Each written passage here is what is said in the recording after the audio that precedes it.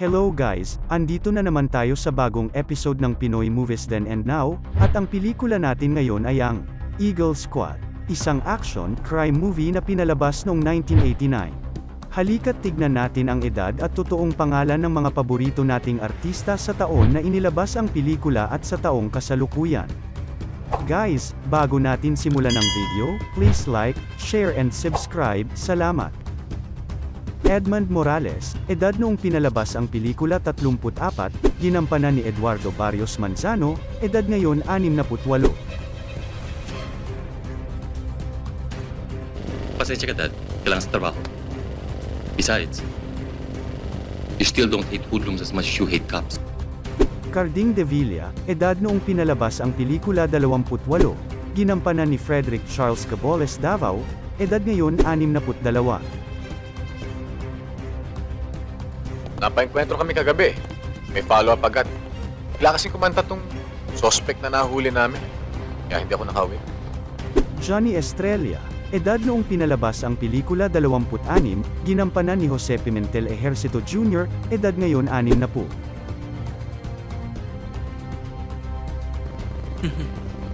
Ngayon absuelto ka. Baka sa susunod, hindi ka na makakalusot. Gusto kong malaman, pulis din ako. Baka pag nagkita tayo sa labas, iba na mangyari. General Santos, edad noong pinalabas ang pelikula 49, ginampanan ni Ernie Zorte na pumanaw sa edad na 77 dahil sa komplikasyon dulot ng diabetes. You've completed your crash training program. You have been issued high-powered weapons. More guns are available at the WPD headquarters anytime you need them. You've been given your first assignments. You've been broken into working groups. Now treat each partner like a brother. Are you ready, boys? Captain Zaraga, edad noong pinalabas ang pelikula 38, ginampanan ni Zandro Zamora, edad ngayon 72. May order si General. Pinakukuha ko ng bagong grupo. Bakit, sir? Hindi ba siya sa performance namin? Hindi sa ganon. Kaya lang lumalala ang sitwasyon. Nagkalat ng mga loose firearms. Pati ang mga Sparrow unit. Lumalakas ang loob. Tingnan mo nangyari kay Captain Espino. Sergeant David, edad noong pinalabas ang pelikula 52, ginampanan ni Francisco Bastiles Diaz na pumanaw sa edad na 74 dahil sa komplikasyon dulot ng pneumonia. Oo, 3 taon kami sa 5. Sabay kami naging sarento. Pero siya naging kapitan.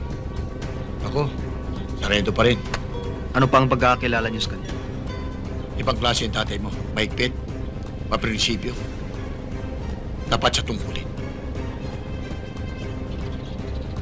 Sino kaya ang nagpapatay sa kanya? Pulis tayo, Jet. Hindi natin alam kung sino kakampi at kung sino kalaban. Corporal Insiong, edad noong pinalabas ang pelikula 40, ginampanan ni Val Iglesias, edad ngayon 74.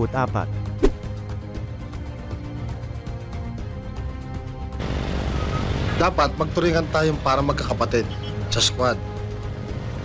Dapat maging malapit tayo sa isa't isa. Nga pala, bakit ka ba nagpulis? Lieutenant Torres, edad noong pinalabas ang pelikula 46, ginampanan ni Robert Calabis na pumanaw sa edad na 48 dahil sa atake sa puso. Marami pa tayong kaso rito eh. Tsaka alam mo na iniisip mo. Huwag mo nang ituloy. Baka masabit ka pa. Ang isipin mo, yung lateral promotion mo. Mr. Noche, edad noong pinalabas ang pelikula 39, ginampanan ni Jaime Francisco Garcia Fabregas, edad ngayon 73. Kilala nyo na ang mga miyembro ng Eagle Squad na yan. Alam nyo na kung anong gagawin nyo. Masyado na tayong pineperwisyo ng mga yan. Kung nagpapalapad sila ng papel, maghanap sila ng ibang bubulabugin. Cabo Morgan, edad noong pinalabas ang pelikula 45, ginampanan ni Arturo Ocampo na pumanaw sa edad na 59 dahil sa komplikasyon dulot ng kanser. Wala yata pulutan ah. Meron na, nagpabili na ako. Oo, meron. Oo nga. Anong negosyo pag-usapan natin? Yung amo namin. May panatrabaho sa inyo. Oh, bakit pa natin pagtatagalin to? Pag-usapan natin kaagad. June Domingo, edad noong pinalabas ang pelikula 31, ginampanan ni Marino Colong J. De Leon, edad ngayon 65.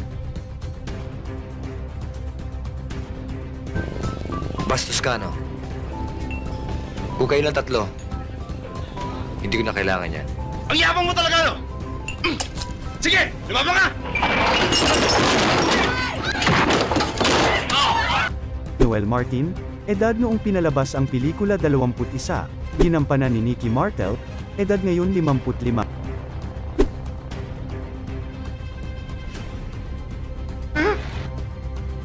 Akala mo hindi nakabutan, no? Hindi po totoo. Mamang pulis, maawa po kayo. Mas po naman ituturo eh. Oo. Daruan! Akong binaril kita kanina! Monching Rivera, edad noong pinalabas ang pelikula 24, ginampanan ni Manuel Monsur Tabab del Rosario III, edad ngayon 58.